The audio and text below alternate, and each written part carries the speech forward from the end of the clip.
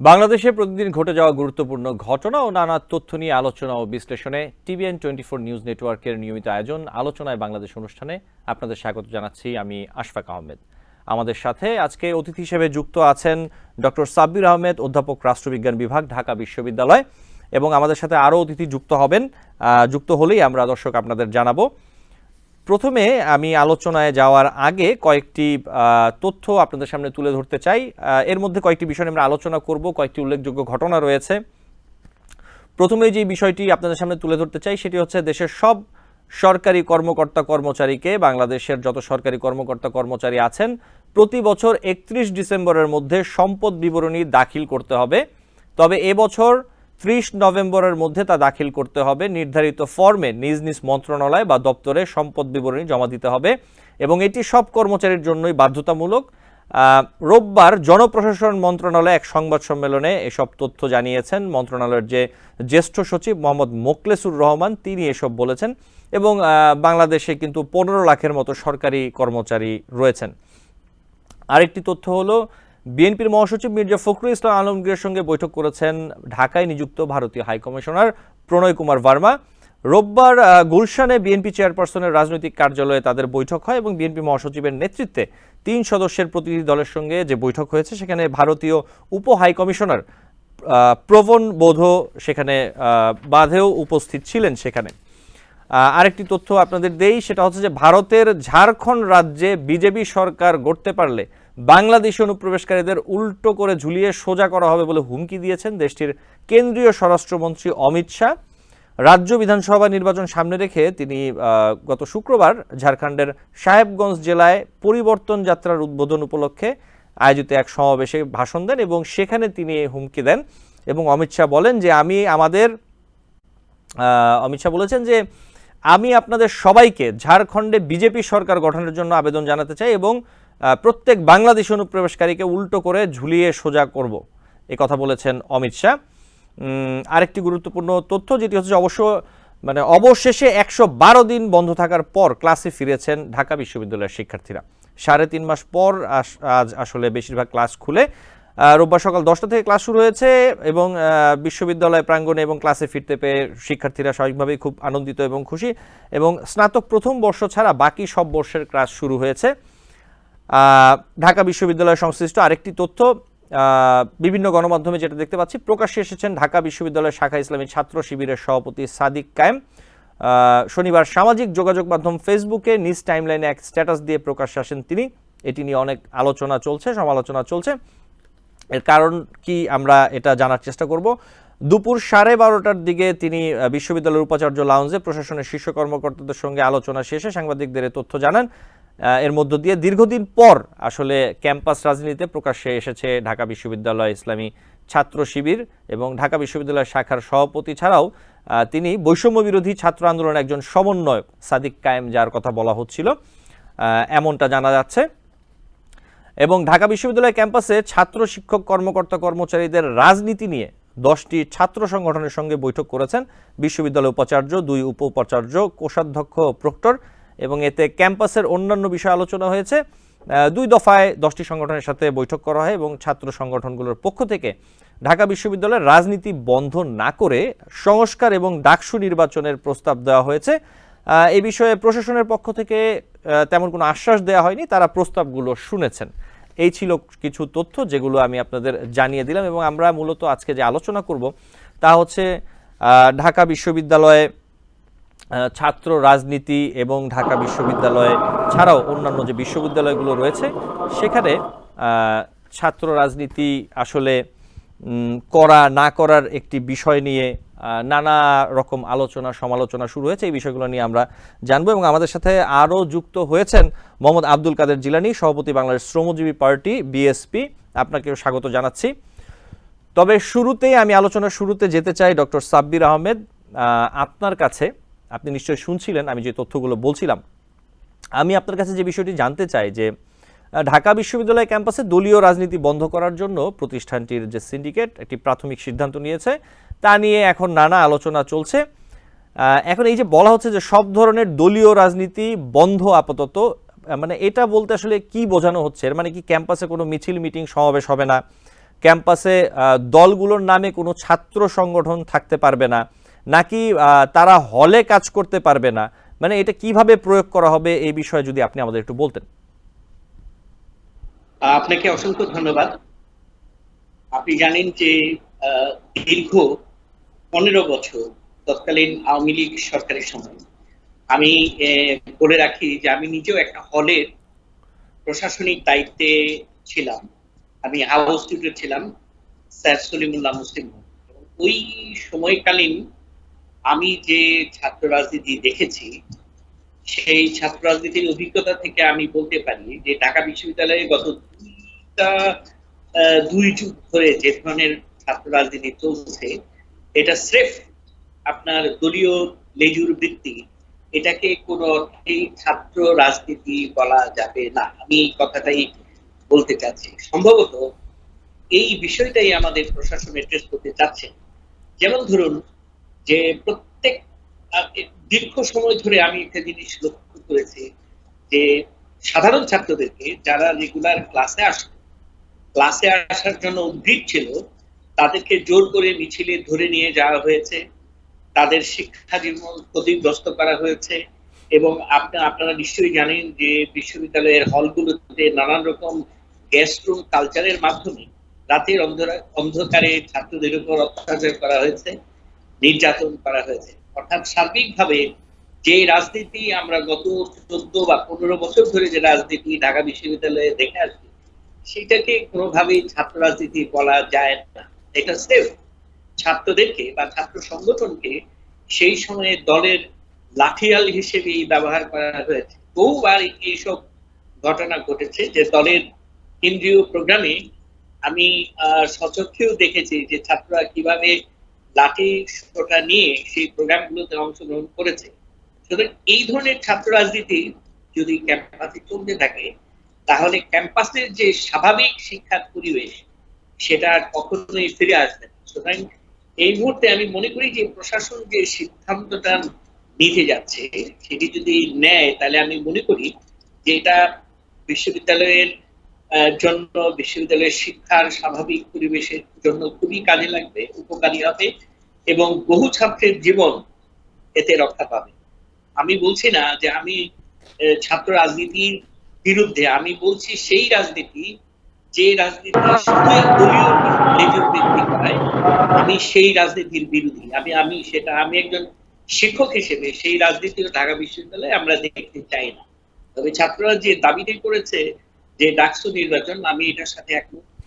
অবশ্যই ডাকসু নির্বাচন হওয়া উচিত এবং এই ডাকসু নির্বাচনের মাধ্যমে যদি ছাত্র সংসদ গঠিত হয়, এর মাধ্যমে ছাত্ররা তাদের শিক্ষা সংশ্লিষ্ট যত ধরনের বক্তব্য আছে, তাদের অধিকার সংশ্লিষ্ট যে বিষয়গুলো আছে, তাদের আবাসন সমস্যা, তাদের তাদের যে ফুডের সমস্যা, মানে খাবারের সমস্যা, এই বিষয়গুলো নিয়ে তারা প্রশাসনের সাথে বার্গেনিং করবে, তারা প্রশাসনের সাথে দর কষাকষি করবে।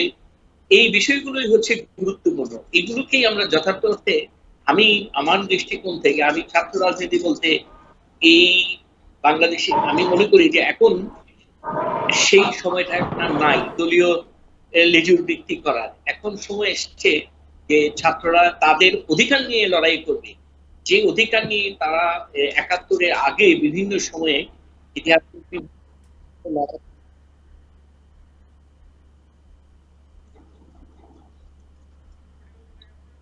জি জি, ডক্টর সাব্বির আহমেদ, আমরা আপনার কাছে আবার আসবো। আমি একটু যেতে চাই, আমাদের সাথে যুক্ত হয়েছেন রাগিব নাঈম, সভাপতি বাংলাদেশ ছাত্র ইউনিয়ন কেন্দ্রীয় সংসদ। রাগিব নাঈম, আপনাকে স্বাগত জানাচ্ছি আজকের অনুষ্ঠানে। আপনার কাছে আমি যেই প্রশ্নটি রাখতে চাই, এই যে ছাত্র রাজনীতি, ঢাকা বিশ্ববিদ্যালয়ে ছাত্র রাজনীতি করা হবে কি না অথবা নিষিদ্ধ করা নিয়ে একটি আলাপ আলোচনা চলছে। আমরা সাধারণত যেটা দেখি যে ছাত্র রাজনীতির সাথে বিভিন্ন রকম ক্যাম্পাসে বিভিন্ন সময় মারামারি, হানাহানি, এই ধরনের ঘটনা ঘটে। আপনি কি মনে করেন যে ছাত্র রাজনীতি যদি ক্যাম্পাসে না থাকে, তাহলে কি ক্যাম্পাসে এই বিষয়গুলো কমে যাবে, শিক্ষার্থীদের মধ্যে সম্পর্ক ভালো হবে, নাকি ছাত্র রাজনীতিটা আপনারা চান? এবং অনেক ছাত্রই বলছেন যে ছাত্র রাজনীতি নিষিদ্ধ অথবা বন্ধ নয়, ছাত্র রাজনীতির মধ্যে কিছু সংস্কার প্রয়োজন। কি ধরনের সংস্কার আসলে প্রয়োজন আপনি মনে করেন?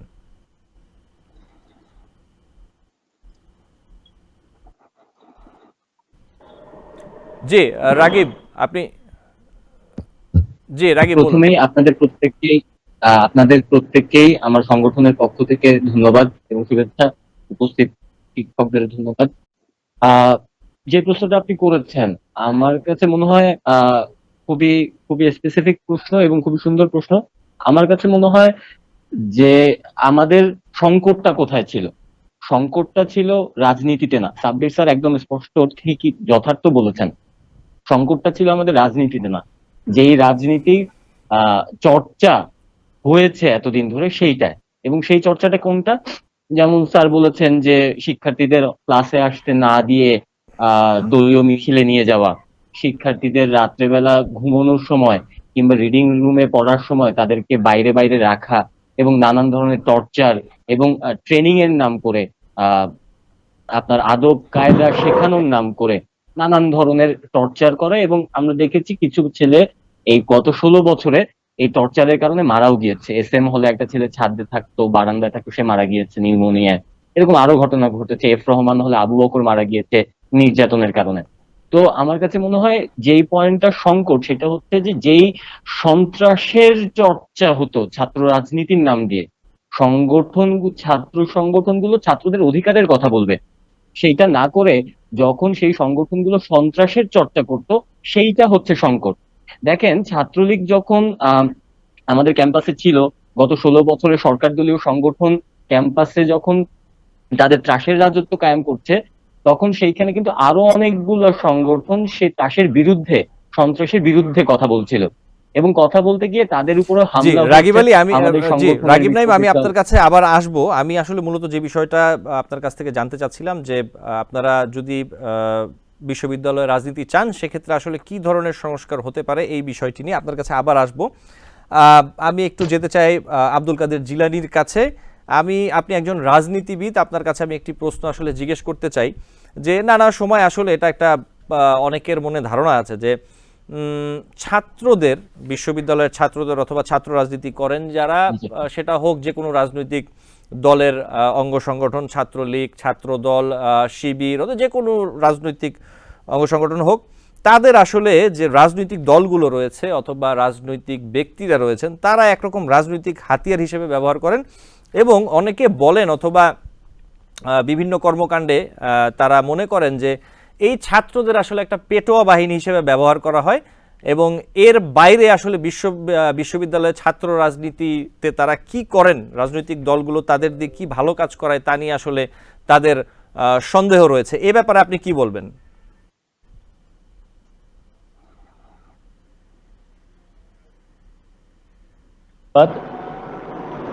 সম্মানিত সকল সদস্য, দর্শক এবং আমার উপস্থাপক আমাকে সুন্দর একটা কোশ্চেন করেছেন। আমি বলতে চাই ছাত্র রাজনীতিতে আওয়ামী লীগ, বিএনপি, জামাত, শিবির, বিভিন্ন সংগঠনের, যার যে সংগঠনের, ছাত্র লীগের, ছাত্র দল, শিবির এবং অন্যান্য ছাত্ররা যারা যে যে সংগঠনের আছে, সংগঠন করেন, এই ছাত্রদেরকে হাতিয়ার হিসেবে ব্যবহার করা হয় 100%। আমি বলতে চাই এই ছাত্রদেরকে শুধু বিশ্ববিদ্যালয় নয়, কলেজগুলোতেও বা হাই স্কুলেতেও, যখন একটা ছাত্রের কাজ সর্বপ্রথম লেখাপড়া করে জ্ঞান অর্জন করা। শিক্ষা জাতির মেরুদণ্ড, রাজনীতি কিন্তু জাতির মেরুদণ্ড নয়। একটা ছাত্রর অভিভাবক, গার্জিয়ান, তার বাবা মা একটি ছাত্রকে উজ্জ্বল ভবিষ্যতের জন্য লেখাপড়া অর্জন করায়। এই ছাত্রদেরকে দিয়ে বিভিন্ন রাজনৈতিক দল তারা ফায়দা লুট করে। যখন যে দল আসে তখন সে দলের ছাত্রদেরকে হাতিয়ার হিসেবে ব্যবহার করা হয়। কেন ছাত্রদের ভিতরে দলাদলি কেন থাকবে? ছাত্রদের ভিতরে অপর একটা রাজনৈতিক দল হিংসাত্মকমূলক আক্রমণ কেন করবে? আমি মনে করি ছাত্রদেরকে দিয়ে হাতিয়ার হিসেবে ব্যবহার না করে এই ছাত্রদেরকে সুন্দর একটি, ছাত্র রাজনীতি নিষিদ্ধ নয়, ছাত্ররা দেশের ভবিষ্যৎ, ছাত্ররা দেশের উজ্জ্বল অবকাঠামো অর্জন করতে এবং ছাত্রদেরকে দিয়েই এই বাংলাদেশ আমরা নতুন করে পেয়েছি। এই ছাত্রদেরকে নিয়ে কোনো অবস্থাতেই যেন কোনো রাজনৈতিক দল ফায়দা লুট না করতে পারে, এটি দেশে একটি প্রশাসনিক ব্যবস্থা পদক্ষেপ নেওয়া উচিত আমি মনে করি। জি জনাব আব্দুল কাদের জিলানী, জি আমি আপনার কাছে একটি প্রশ্ন রাখতে চাই। আমরা দেখেছি বিভিন্ন সময়ে যে যারা ছাত্র রাজনীতির সাথে জড়িত, যারা বিভিন্ন রাজনৈতিক দলের অঙ্গ সংগঠনের সাথে জড়িত, অনেকেরই বিভিন্ন সময় অভিযোগ অথবা বিভিন্ন সময় আমরা দেখেছি যে তারা নাকি বলে ছাত্র রাজনীতি করে গাড়ি বাড়ি করে ফেলেছেন, বিশাল অর্থ সম্পদের মালিক হয়ে গেছেন। এইটা আসলে কিভাবে হয়, কেন হয়? আপনি একজন রাজনীতিবিদ, এই বিষয়ে যদি আমাকে একটু বলতেন। ছাত্র রাজনীতি করে গাড়ি বাড়ির মালিক হবে না কেন? এই যে রাজনৈতিক দল ক্ষমতায় আসেন তখন সেই দলের রাজনৈতিক দলের ছাত্রলীগ বলেন, আর বিএনপি আসলে ছাত্র দল বলেন, শিবির আসলে শিবিরের দল বলেন, তারা তখন ক্ষমতার আধিপত্যটা হাতে পেয়ে যায়। তাদের মাথায় থাকে বড় বড় এমপি মন্ত্রীদের আশীর্বাদ, দোয়া। এই আশীর্বাদ দোয়া যেটা আমি বলতে বুঝেছি, তুমি যা ইচ্ছা তাই করে যাও। তুমি রাজনীতির পাশাপাশি ওই মনে করেন যে এক একজন ছাত্রদের বিভিন্ন সেকশন আছে, কেউ বলে ভর্তি করায়, কেউ অন্যান্য ভাবে, যাই হোক আমি ওটা উল্লেখ না করি। যখন যে সরকার আসে সেই সরকারের আধিপত্য বা মাথায় হাত দিয়ে যারা আশীর্বাদ করেন, যাদের পিছনে খুঁটি আকারে থাকেন, সেই সব ছাত্ররা যা ইচ্ছা তাই করে, তারা লেখাপড়া করা বাদ দিয়ে শুধু তখন তাদেরই স্বপ্ন, তাদের একটা উজ্জ্বল ভবিষ্যৎ করার জন্য লেখাপড়া বাদ দিয়ে বিভিন্নভাবে বিভিন্ন কৌশলে তারা এই বিশ্ববিদ্যালয় বলেন, কলেজ বলেন, বিভিন্ন শিক্ষা প্রতিষ্ঠানে বলেন, তারা তখন লেখাপড়া বাদ দিয়ে তাদের ভবিষ্যতের আখের গোছানোর জন্য তারা ইনকামের রাস্তা বেছে নেয়। তখন ওইসব ছাত্রদের ভবিষ্যৎ অন্ধকার হয়ে যায়, লেখাপড়া হয় না, বাট তারা অর্থবিত্ত, গাড়ি বাড়ি সবকিছুর মালিক হয়ে যায়। অর্থাৎ বিষয়টি কি এমনটাই দাঁড়াচ্ছে না যে বিভিন্ন রাজনৈতিক দলের বিভিন্ন নেতা কর্মী যারা আছেন, অনেকেই তাদের মধ্যে তারা এই ছাত্রদের, তাদের রাজনৈতিক নেতারা তাদের রাজনৈতিক স্বার্থ হাসিলের জন্য নানাভাবে কাজে লাগান এবং তার বিনিময়ে তারা আসলে তাদের প্রলোভন দেখিয়ে হোক অথবা তাদের বেনিফিটের চেক করার চেষ্টা করেন নানাভাবে, এই তো বিষয়টি? জি জি জি, বিষয়টা এটাই। জি জি জি, আমি আপনার কাছে আসব, তার আগে আমরা একটি ছোট্ট বিরতি নিব। আপনারা তিনজনই আমাদের সাথে থাকবেন, আমরা বিরতি থেকে ফিরে এই বিষয় নিয়ে আরো আলোচনা চালিয়ে যাব। দর্শক, আলোচনায় বাংলাদেশ অনুষ্ঠানে একটি ছোট্ট বিরতি, ফিরে এসে আলোচনা চলবে। টিবিএন 24 টেলিভিশন দেখতে আজই কল করুন 7187776556। লগ ইন করুন www.totalcablebd.com। আলোচনায় বাংলাদেশ অনুষ্ঠানে আপনাদের আবারও স্বাগত জানাচ্ছি। দর্শক, আমাদের সাথে আছেন আজকে তিনজন অতিথি। আমরা তাদের সাথে কথা বলছিলাম যে বিশ্ববিদ্যালয়ে ছাত্র রাজনীতি নিয়ে। বিশ্ববিদ্যালয়ে আসলে ছাত্র রাজনীতি থাকলে ছাত্রদের জন্য কি সুবিধা অথবা তাদের জন্য এটা ভালো না মন্দ, এই বিষয়গুলো নিয়ে আমরা কথা বলছিলাম। আমি একটু যেতে চাই ডক্টর সাব্বির আহমেদ, অধ্যাপক রাষ্ট্রবিজ্ঞান বিভাগ, ঢাকা বিশ্ববিদ্যালয়। স্যার, আপনার কাছে যেই বিষয়টি আমি আপনার কাছে একটু জানতে চাইবো যে ঢাকা বিশ্ববিদ্যালয় সহ বাংলাদেশের বিভিন্ন বিশ্ববিদ্যালয়, বিশেষ করে সরকারি বিশ্ববিদ্যালয়গুলোতেই রাজনীতির, ছাত্র রাজনীতির প্রচলন সেই বহু আগে থেকেই। এই ছাত্র রাজনীতি আসলে ট্রেডিশনাল যে ছাত্র রাজনীতি চলে আসছে, আপনি কি মনে করেন এটা থাকলে আগামীতে এটা কি বিশ্ববিদ্যালয়গুলোর জন্য সুবিধা, নাকি বিশ্ববিদ্যালয়ের জন্য আসলে এটা আসলে তেমন ভালো কোনো বিষয় না? বিশ্ববিদ্যালয়ের পরিবেশ অথবা সার্বিকভাবে আপনি ছাত্রদের জন্য বিষয়টা কিভাবে দেখেন? আপনাকে অসংখ্য ধন্যবাদ। আপনারা হয়তো জানেন যে সারা বিশ্বে উন্নত এবং অনুন্নত দেশের বিশ্ববিদ্যালয়গুলো মিলে একটা র্যাঙ্কিং হয়, বিশ্ববিদ্যালয়গুলোর একটা র্যাঙ্কিং হয়, এবং আপনি জানেন যে সেই র্যাঙ্কিং এ এশিয়ার যতগুলো বিশ্ববিদ্যালয় আছে সেই বিশ্ববিদ্যালয়ের র্যাঙ্কিং এর মধ্যেও আমাদের দুই একটি বিশ্ববিদ্যালয় ছাড়া, তাও অনেক সিরিয়ালে সেই র্যাঙ্কিং এর অবস্থাটা অনেক পরের দিকে থাকে। এই দ্বারা বোঝা যায় যে আমাদের বিশ্ববিদ্যালয়গুলো শিক্ষার মান কত পিছিয়ে আছে, এবং এই পিছিয়ে থাকার ক্ষেত্রে একটি বড় কারণ হচ্ছে যে তথাকথিত যে ছাত্র রাজনীতি, যে প্রশ্নটা আপনি কিছুক্ষণ আগে করলেন আরেকজন প্যানেলিস্টকে, যে আপনি প্রশ্নটা করলেন যে কিভাবে ছাত্ররা এত রাতারাতি বাড়ি গাড়ির মালিক হয়ে যায়, এখন তো এটা মোটামুটি ওপেন সিক্রেট হয়ে গেছে। একটা হলো যে দলের সভাপতি এবং সাধারণ সম্পাদকের জন্য স্পেশাল গাড়ির ব্যবস্থা করা হয়, এবং দলের পক্ষ থেকে দলের যিনি সভাপতি সেক্রেটারি তার জন্য আপনার ফ্ল্যাট বাড়ির ব্যবস্থা করা হয়। এটা যদি, এই রাজনৈতিক পদগুলো যদি ছাত্রদের জন্য এত লোভনীয় হয়, তাহলে তো সেই ছাত্ররা বিপদগামী হতে বাধ্য। আরেকটা গুরুত্বপূর্ণ বিষয় হচ্ছে যে এটা এখন ছাত্ররাও বুঝে গেছে যে যদি আপনার রাজনীতির সাথে যুক্ত থাকা যায়, তাহলে এটাকে ব্যবহার করে দেশে মানে রাতারাতি বড়লোক হওয়া যাবে, টেন্ডার বাণিজ্য বা সরকারি কাজের যে কোনো কন্ট্রাক্ট পেতে এটা তাদের জন্য খুবই সহায়ক হয়। এগুলো বাস্তব অভিজ্ঞতা কিন্তু আমাদের রয়েছে, এবং আমরা দেখেছি যে কিভাবে দলের ক্ষমতাকে ব্যবহার করে কিছু ছাত্র রাতারাতি বড়লোক হয়ে গেছে। আপনি যদি ঢাকা বিশ্ববিদ্যালয়ের হলগুলোর দিকে তাকান, এরকম কিছু হলের তথ্য আপনি পাবেন যে হলগুলোতে যতগুলো টেন্ডারবাজি হয়েছে, যতগুলো কাজ হয়েছে, কাজগুলো কিন্তু মূলত ছাত্র সংগঠনের নেতারাই করেছে। এবং সেই ছাত্র সংগঠনের এরা যে শুধু কাজের কাজটা পেয়ে সেই কাজটা নিজেরা করে তাও না, ওই টেন্ডারটাও কিন্তু আরেকজনের কাছে বিক্রি করে দেয়। সুতরাং এটা গেল একটা বিষয়। আরেকটা বিষয় হলো যে দলের কেন্দ্রীয় নেতাদের, আপনি জানেন যে বাংলাদেশের প্রায় প্রত্যেকটা দলই নানান উপদলে বিভক্ত। দলের কেন্দ্রীয় নেতা যারা থাকেন, সেই কেন্দ্রীয় নেতারা দলের মধ্যে তাদের অবস্থান সুসংহত করার জন্য তারা কিন্তু ছাত্র সংগঠনকে ব্যবহার করে, এবং সেই ক্ষেত্রে এক একজন নেতা এক এক তার অনুসারীদেরকে নানান ভাবে আর্থিক সুবিধা দিয়ে থাকে। সুতরাং স্যার এই যে প্রক্রিয়া, sir doctor Sabbir Ahmed sir, আমি আপনার কাছে আবার আসব। আমি একটু রাগিব নাইমকে একটা প্রশ্ন করতে চাই, কারণ তাকে এখন পাওয়া গেছে বেশ কিছুক্ষণ পরে।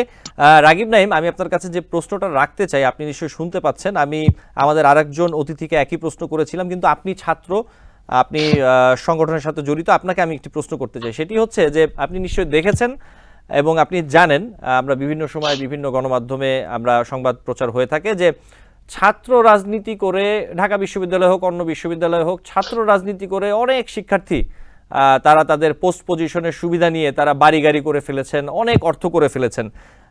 এটা আসলে কিভাবে হয়? আপনি একজন ছাত্র এবং ছাত্র রাজনীতির সাথে জড়িত, আপনি কি আমাকে একটু বলবেন? আচ্ছা, ধন্যবাদ। প্রথম বিষয়, রাগিব নাইম, দুইটা শুনতে সম্পদ। পাচ্ছেন? এক হচ্ছে ছাত্র রাজনীতির নামে এখানে সরকার দলীয় ছাত্র সংগঠন সন্ত্রাসের রাজত্ব কায়েম করে, এক।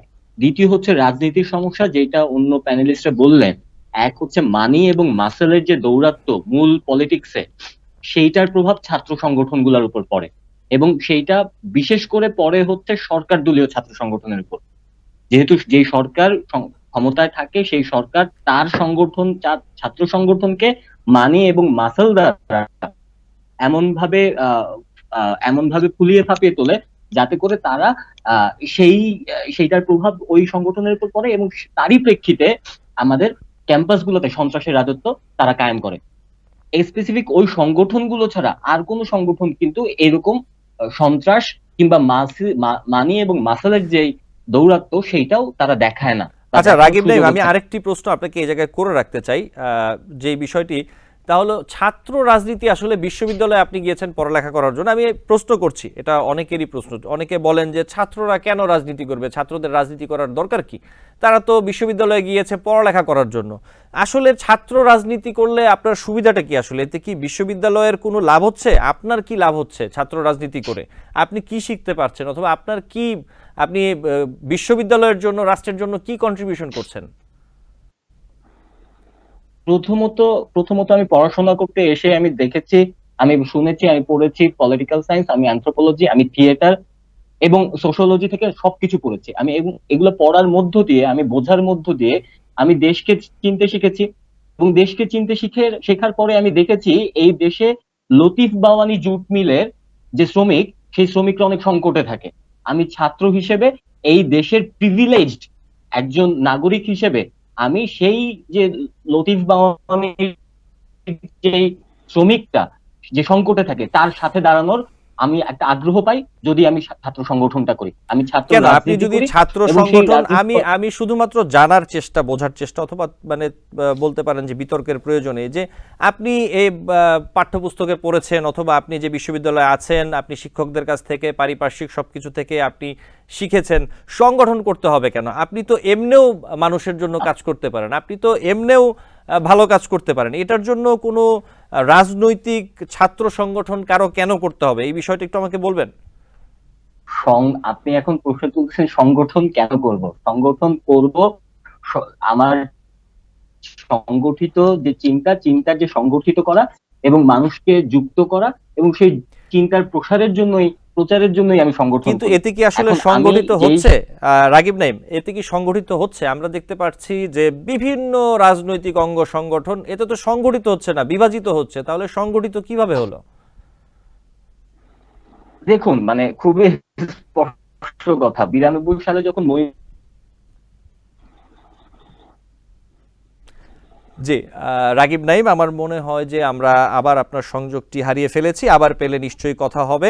আমি একটু আব্দুল কাদের জিলানী আপনার কাছে যেতে চাই।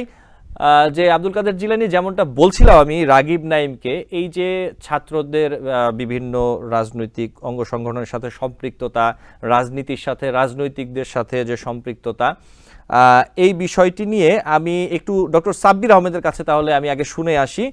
যে ডক্টর সাব্বির আহমেদ, এই বিষয়টি আপনি আসলে কিভাবে দেখেন, যে এই যে ছাত্র সংগঠনগুলো, বিভিন্ন রাজনৈতিক দলের অঙ্গ সংগঠনগুলো বিভিন্ন বিশ্ববিদ্যালয়ে যে অ্যাক্টিভ, এতে কি তাদের মধ্যে সম্প্রীতি বাড়ছে, তাদের শেখা বোঝাপড়া বাড়ছে, নাকি তাদের মধ্যে এক ধরনের রাজনৈতিক কারণে তাদের মধ্যে ভেদাভেদ বাড়ছে? আমি আপনাকে একটা তথ্য দিতে পারি, সেটা হচ্ছে যে আমাদের দেশে যে ফরম্যাটে ছাত্র সংগঠন, এটা পৃথিবীর খুব কম দেশেই আছে। আমরা দক্ষিণ এশিয়াতে বাংলাদেশে দেখি, সম্ভবত পশ্চিম বাংলায় ছাত্রদের সংগঠন রয়েছে। আমি ইউরোপ বা উন্নত দেশগুলোতে এই ফরম্যাটে কোনো ছাত্ররা রাজনৈতিক সংগঠন কিন্তু নাই। হ্যাঁ, এইভাবে ছাত্ররা কাজ করে না আমাদের দেশে যেভাবে কাজ করে।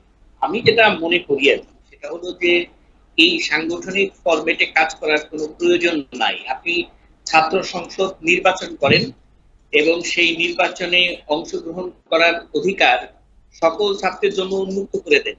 যারা ছাত্রদের অধিকারের জন্য কাজ করতে চায়, নট নেসেসারি তাকে ছাত্রলীগ বা ছাত্র দলের পরিচয়ে তাকে ছাত্র সংসদে নির্বাচন করতে হবে। আপনি বহু মেধাবী ছেলে পেলে পাবেন যারা কমিউনিটিকে অর্গানাইজ করতে চায়, কমিউনিটির স্বার্থে কাজ করতে চায়, ভলান্টিয়ারিং কাজ করতে চায়।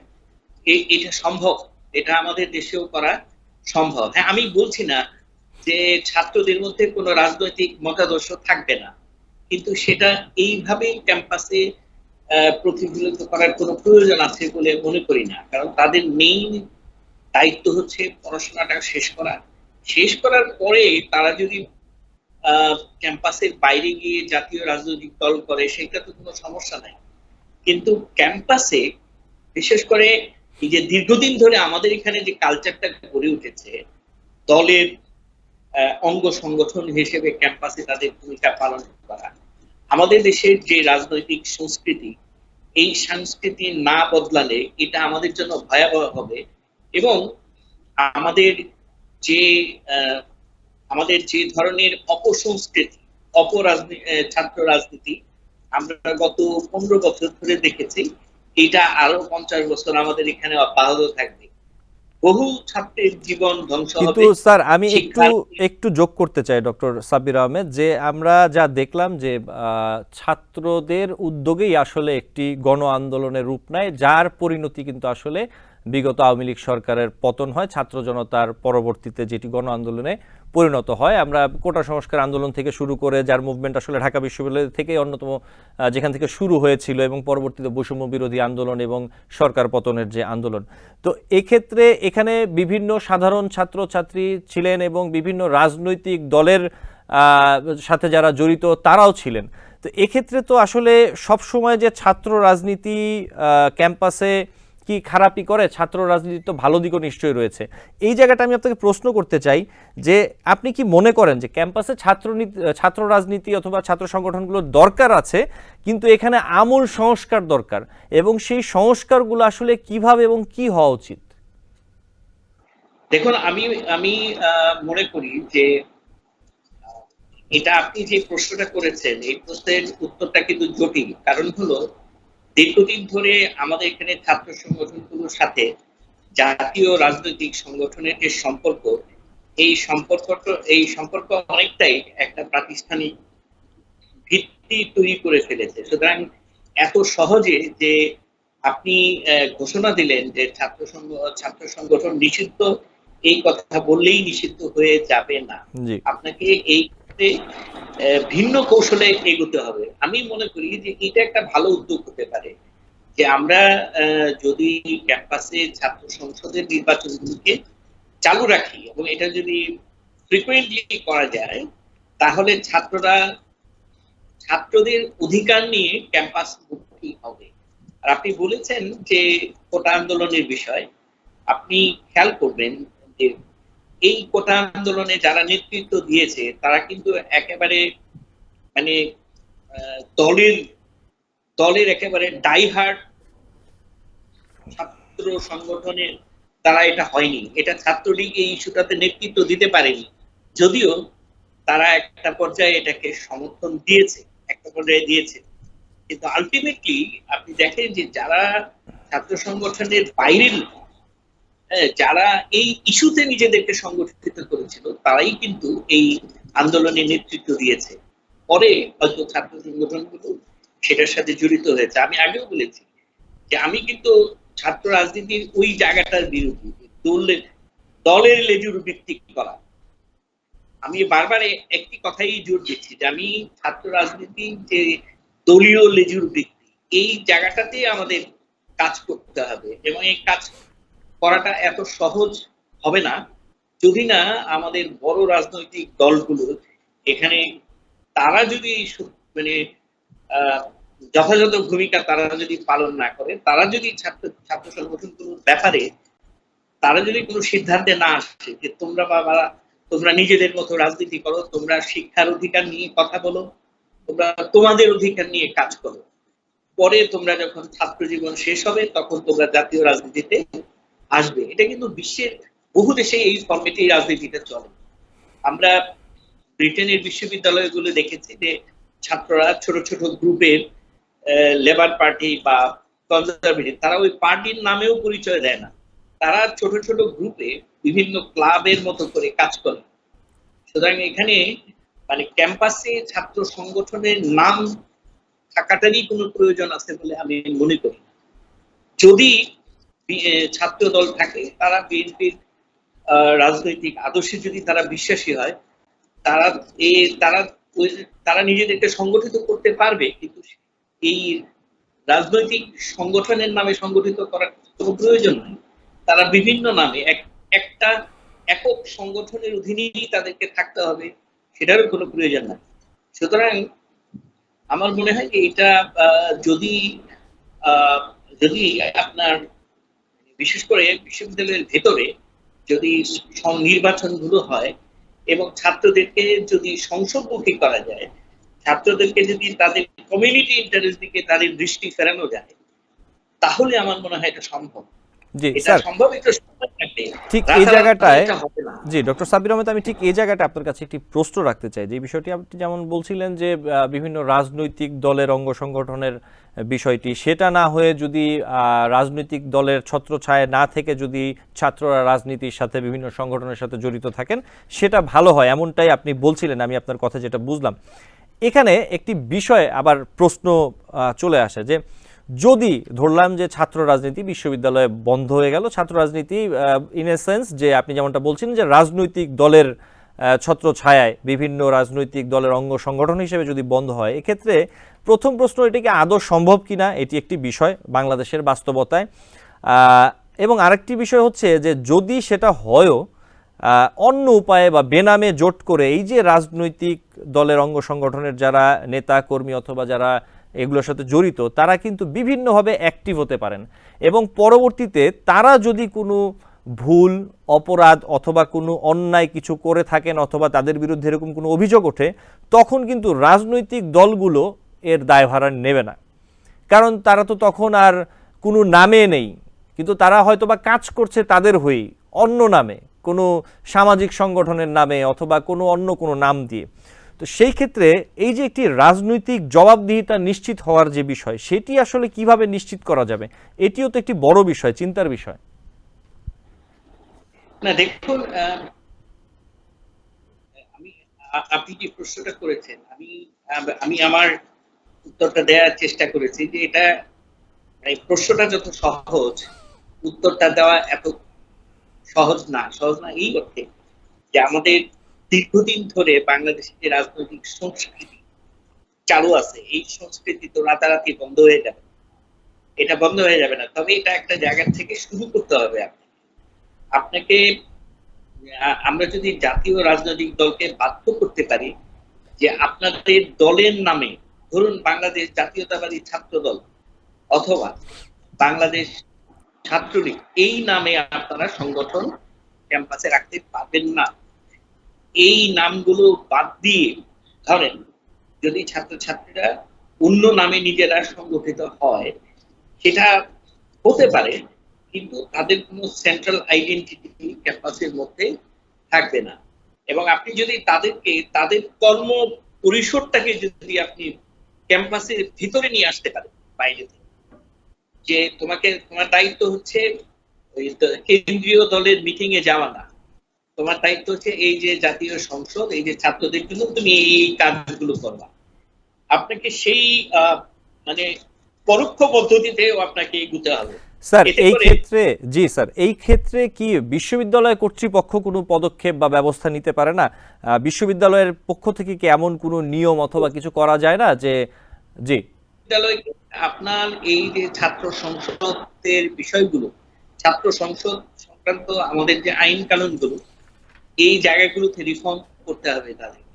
জি, এবং আপনি নিশ্চয়ই জানেন যে বিগত সময়ে যে ছাত্র সংসদ হয়েছিল, ছাত্রদের মধ্যে ছাত্রদের কমিউনিটি ইন্টারেস্টে। জি ডক্টর সাব্বির আহমেদ, স্যার, আমি খুব দুঃখিত, আমাদের সময় আজকে আসলে শেষ।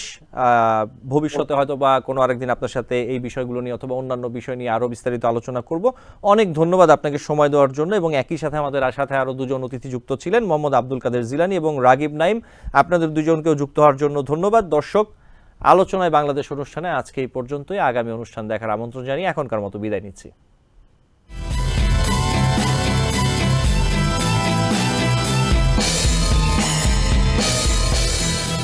TBN 24 টেলিভিশন দেখতে আজই কল করুন 7187776556। লগ ইন করুন www.totalcablebd.com।